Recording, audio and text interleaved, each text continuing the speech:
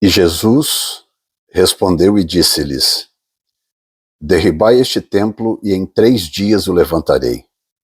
Disseram, pois, os judeus: em 46 anos foi edificado este templo, e tu o levantarás em 3 dias? Mas ele falava do templo do seu corpo. Quando, pois, ressuscitou dos mortos, os seus discípulos lembraram-se de que lhe dissera isso, e creram na Escritura e na palavra que Jesus tinha dito. E estando ele em Jerusalém pela Páscoa, durante a festa, muitos, vendo os sinais que fazia, creram no seu nome. Mas o mesmo Jesus não confiava neles, porque a todos conhecia. E não necessitava de que alguém testificasse do homem, porque ele bem sabia o que havia no homem. Acabei de ler em capítulo 2, do versículo 19 em diante, que é a sequência do texto de ontem, quando ele expulsa os cambistas e confronta os vendedores de pombos. Mas quando eles vêm a ele faz 2 coisas que são interessantes. Primeiro, ele fala da sua ressurreição como sendo o maior dos sinais. A sua ressurreição seria o maior de todos os sinais. Então, quando eles pedem um sinal, quando eles querem saber por quê, qual sinal que ele podia mostrar de que ele tinha autoridade para fazer isto, ele fala sobre a sua ressurreição. Claro que eles não entenderam de que ele estava falando da sua ressurreição. Ridiculamente, eles começam a questionar a respeito do templo de pedra, o que mostra o quão distante eles estavam de uma revelação espiritual a respeito de quem Jesus era. Você está entendendo o perigo de nós lidarmos com Jesus apenas na superfície, aquilo que Jesus parece ser, ou até mesmo aquilo que nos foi dito que Jesus é, aquilo que a gente inclusive lê superficialmente na Bíblia. O perigo é que, ao não saber por revelação do Pai a sobrenaturalidade de Jesus, a gente também não entende certas coisas que ele diz. Você veja, por exemplo, você está acompanhando esses estudos, assim como você acompanhou a contagem do Homer, quanta coisa que nós cavamos do texto bíblico que você não enxerga na superfície do texto. Você precisa de uma relação de intimidade com o texto bíblico, e claro que isso envolve algum tempo, alguns anos de dedicação e de relação com o texto. Isso não é privilégio de alguns, não é privilégio meu ou privilégio de quem quer que seja. Não, é apenas uma questão de dedicação, de relacionamento ao texto bíblico e ao autor do texto bíblico, que é o Espírito Santo de Deus. Quando nós nos dedicamos a esta relação íntima com o texto bíblico, portanto, com o Senhor, que é o verbo, ele é o texto, ele é o verbo, então nós passamos a olhar o texto abaixo da superfície. É mais ou menos como um garimpeiro. Uma pessoa comum passa num terreno qualquer, olha e só vê terra. O garimpeiro passa, olha, analisa e ele diz, é possível que tenha ouro aqui debaixo. E ele começa a cavar e encontra pepitas de ouro. Por que o garimpeiro consegue localizar o ouro e as pessoas comuns não conseguem? Porque o garimpeiro gastou tempo suficiente se relacionando com o solo e entendendo o comportamento desse mineral, que é o ouro, para poder então discernir onde encontrá-lo e em que circunstância encontrá-lo. Então eu quero que você veja a palavra de Deus hoje como se fosse ouro escondido debaixo da superfície de alguma coisa. E que essa superfície precisa ser cavada. E Jesus está exatamente usando desse recurso com esse povo e eles não estavam entendendo. Ele fala, destrua este templo. Ele não está apontando para o templo de pedra. Ele está dizendo, destrua este templo e eu reconstruirei em 3 dias. E eles então, olhando superficialmente do que Jesus estava dizendo, dizem, não é possível, o templo foi construído em 46 anos, você vai reconstruir em 3 dias? Ou seja, eles estavam muito distantes de uma revelação de quem Jesus era e como Jesus se comunicava. Esse é o número 1. Número 2, se ressurreição dele é o grande sinal da sua autoridade e da sua unicidade, porque ele é único, Jesus é único, não existe outro igual a Jesus. Nem Adão foi igual a Jesus. Mesmo tendo sido o primeiro homem perfeitamente santo durante um tempo, Adão não era como Jesus foi e é agora depois de ressuscitado. Então ele diz, muito simples, é como se ele estivesse dizendo, qual o sinal? Muito simples, aguarde a minha ressurreição que vocês verão.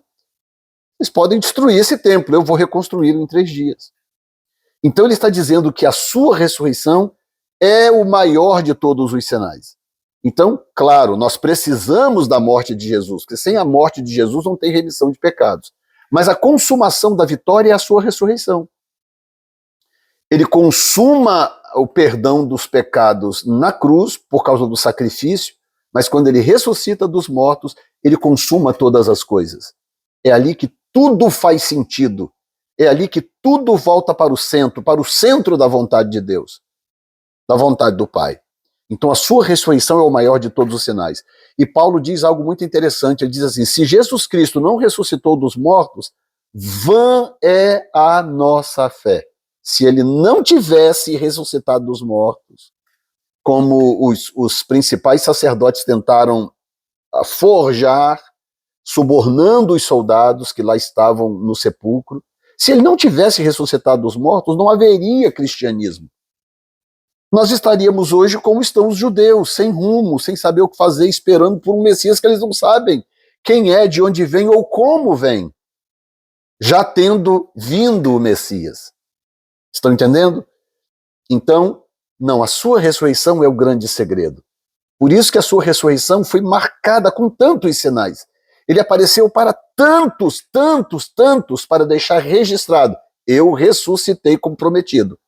E não apenas isso, ele foi assunto aos céus diante de centenas de pessoas, ou dezenas e dezenas de pessoas. Assunto aos céus.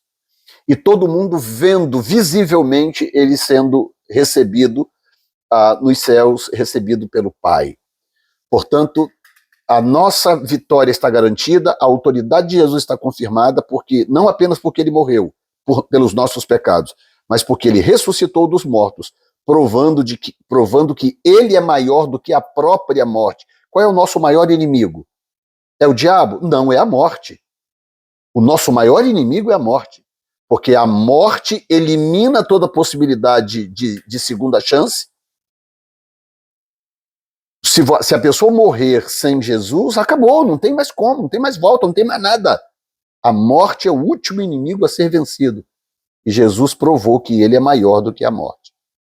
Em terceiro lugar, tem uma outra coisa aqui interessante, é que como que Jesus é espetacular, né?